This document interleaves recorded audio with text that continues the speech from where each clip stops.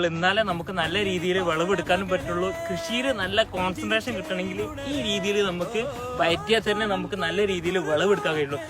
നമസ്കാരം, മറ്റൊരു വീഡിയോയിട്ട് എല്ലാവർക്കും സ്വാഗതം. ഇന്ന് ജർജീർ എങ്ങനെയാണ് പാകേണ്ടത്, ഒരുപാട് ആൾക്കാർക്ക് ജർജീർ എങ്ങനെ പാകേണ്ടതെന്ന് അറിയില്ല. അപ്പോൾ ചീര പാകേണ്ടതിനെക്കാട്ടി ഡിഫറെൻ്റ് ആയിട്ടുള്ള രീതിയിലാണ് ജർജീർ പാകേണ്ടത്. നമുക്ക് ജർജീർ ജസ്റ്റ് നമുക്ക് വെള്ളത്തിലിട്ട് ജസ്റ്റ് ഒന്ന് കുതിർത്തണം. ഒരു ദിവസം ഒന്ന് കുതിർത്തിയതിൻ്റെ ശേഷം നമുക്ക് എംസാൻഡ് ഉണ്ടല്ലോ, ഈ എംസാൻഡിൽ ആയിട്ട് വേണം നമുക്കിത് മിക്സ് ചെയ്തെടുക്കാൻ. എംസാൻഡിൽ ഞാനിത് മിക്സ് ചെയ്തിട്ടുണ്ട്.